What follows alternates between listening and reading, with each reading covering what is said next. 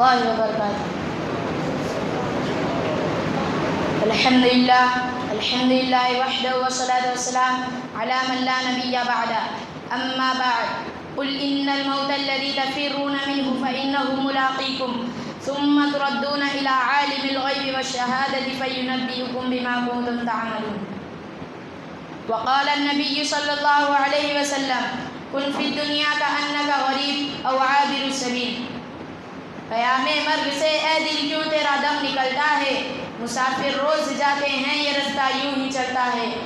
مومن کبھی ہوتا نہیں موت سے خائف، ایمان کا جوہر ہے بس اللہ سے ڈرنا. عمل سے زندگی پر غافلوں کا فخر کرنا، یہ جینا کوئی جینا ہے کس کے ساتھ مرنا. جگہ جی لگانے کی دنیا نہیں ہے، یہ عبرت کی جاہیں تماشا نہیں ہے. ایک دن مرنا ہے آخر موت ہے، کر لے جو کرنا ہے آخر موت ہے.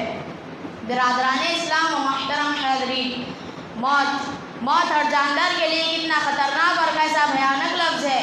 موت سے ہر شخص بھاگتا ہے، بچہ ہو یا جوان، بوڑھا ہو یا بوڑھی، مرد ہو یا عورت، جھوپڑیوں میں رہنے والا ہو یا کوٹھیوں میں، دیہاتیوں کا ہو یا شہروں کا، مسافر ہو یا مقیم. موت کے اس تلخ عبور کو کوئی پینا گوارا نہیں کرتا. موت کی آواز کوئی سننا نہیں چاہتا، مگر اس کے باوجود موت ہر ایک کے پاس آتی ہے. کبھی تو ماں کی گود میں آتی ہے اور ماں کی آرزو کو خاک میں ملا کر رکھ دیتی ہے. کبھی تو بھرپور جوانی میں آتی ہے اور ہزاروں کی تمناؤں پر پانی پھیر دیتی ہے. کبھی تو بڑھاپے میں آتی ہے. الغرض موت ہر ایک کو آتی ہے، فرق اتنا آج ان کی کل ہماری باری ہے. اسے اللہ رب العزت نے قرآن کریم میں اس طرح بیان فرمایا: قل ان الموت الذی تفرون منہ فإنہ ملاقیکم. اے نبی فرما دیجئے جس موت سے تم فرار کرتے ہو وہ تمہیں کہیں ضرور ملے گی، اور تمہیں اس مالک کی طرف لوٹنا ہے جو تمہارے ظاہر و باطن، اندر و باہر کا علم رکھتا ہے، اور تمہیں کل قیامت کے دن جس میں اولین آخرین جمع ہوں گے اور نفسی نفسی کا عالم ہوگا اور تمہارے اعمال سے تنبیہ کرے گا. اگر تم نے خدا اور اس کے رسول کی اطاعت اور فرما برداری میں زندگی گزاری تو نامہ اعمال تمہارے دائیں ہاتھ میں دیا جائے گا اور فرشتوں سے کہا جائے گا اسے جنت میں داخل کر دو، اور یہ پیغام سنا دو کہ اب کبھی بھی موت نہیں آئے گی. اگر تم نے خدا اور اس کے رسول کا قانون توڑ کر مخلوق خدا کو تکلیف دینے میں زندگی گزاری تھی، حلال کو حلال، حرام کو حرام نہیں سمجھا تھا، رشوت اور سود سے تم نے اپنا جیب بھرا تھا، یتیم اور بیواؤں کی دولت پر تم نے ڈاکہ زنی کی تھی، تو کل قیامت کے دن ناکامیابی کا جھنڈا پیچھے کی طرف سے بائیں ہاتھ میں دیا جائے گا اور فرشتوں سے کہا جائے گا اس کمبخت کو لے جاؤ اور جہنم میں ہوندے منہ ڈال دو. عزیز دوستوں، دنیا میں انسان دولت کمانے اور حاصل کرنے کی بڑی کوشش کرتا ہے، راتوں میں جاگ کر، دنوں میں تک ہار کر، خون پسینہ ایک کر جمع کرتا ہے. لیکن جب انسان کو موت آتی ہے اور اس کی روح پرواز کر جاتی ہے تو سارے لوگ اس کی دولت لے لیتے ہیں. اگر اس کے بدن پر کوئی زیور ہوتا ہے، خواہ وہ معمولی ہی کیوں نہ ہو، لوگ اسے بھی اتار لے لیتے ہیں. ساری کوئی چیز اس کے ساتھ نہیں رہتی، ساری چیزیں یہیں پڑی رہ جاتی ہے. لوگ نہلا دھلا کر، کفن پہنا کر قبرستان کی طرف چل جاتے ہیں اور قبر میں دفنا کر سارے لوگ واپس آ جاتے ہیں. کوئی چیز اس کے ساتھ نہیں رہتی. آج دنیا کی کوئی چیز اس کے ساتھ نہیں ہے، صرف ایک ہی چیز اس کے ساتھ رہتی ہے، وہ ہے اس کے اعمال، خواہ اچھے ہو یا برے.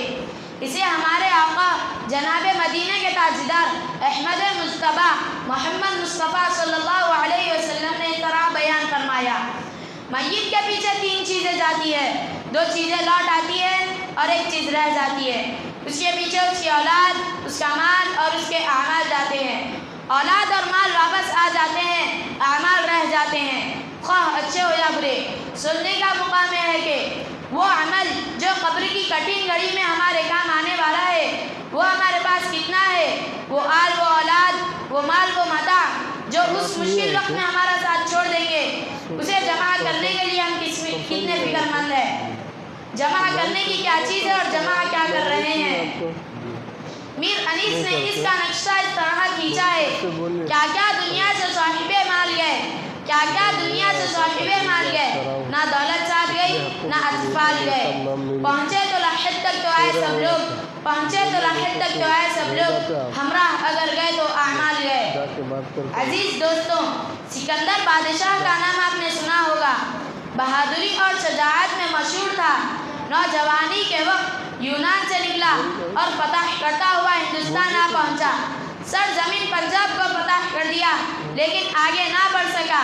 یہیں سے جب اپنے وطن کی طرف واپس جانے لگا تو اس کی طبیعت خراب ہو گئی اور ایسا معلوم ہوا کہ اب جان نہیں بچے گی. اس نے اپنے وزیروں کو بلایا اور کہنے لگا کہ میرا وقت قریب آ چکا ہے اور میں آپ لوگوں سے جدا ہو جاؤں گا. پھر وزیروں سے کہا جب میں مر جاؤں گا اور آپ لوگ مجھے کفن پہنا کر دفن کرنے کے لیے جائیں گے تو میرا ایک ہاتھ کفن سے باہر نکال دینا. وزیروں نے کہا حضور ایسا نہ فرمائیے, اس میں آپ کی بڑی بے عزتی ہوگی. آپ کا جنازہ ایک بادشاہ کا جنازہ ہوگا, اسے دیکھنے کے لیے دنیا کے سارے لوگ آئیں گے. جب لوگ دیکھیں گے کہ آپ کا ہاتھ کفن سے باہر نکلا ہوا ہے تو لوگ سوچیں گے کہ سکندر کتنا بڑا لالچی ہے, فتح کرتا کرتا مر گیا مگر ابھی بھی اس کا لالچ ختم نہیں ہوا. اس نے اپنا ہاتھ کفن سے باہر نکالا ہوا ہے تاکہ اور ملک ہاتھ آ سکے. اس میں آپ کی بڑی بے عزتی ہوگی. سکندر نے کہا آپ لوگ سمجھے ہی نہیں, میں اپنا ہاتھ کفن سے باہر اس لیے نکال رہا ہوں تاکہ لوگوں کو نصیحت ہو کہ جب 7 ملکوں کا بادشاہ جا رہا ہے تو وہ بھی خالی ہاتھ جا رہا ہے, اس کے ہاتھ میں روپیہ پیسہ بھی نہیں ہے. دوستوں, اتنے بڑے بڑے بادشاہ دنیا سے گئے, نہ دولت ساتھ گئی نہ اطفال گئے. ہمارے پاس تو کچھ بھی نہیں, ہم تو بالکل خالی ہاتھ جائیں گے. اللہ تعالی ہمیں اور آپ کو ان باتوں پر عمل کرنے کی توفیق عطا فرمائے. آمین. وآخر دعوانا الحمد للہ رب العالمین.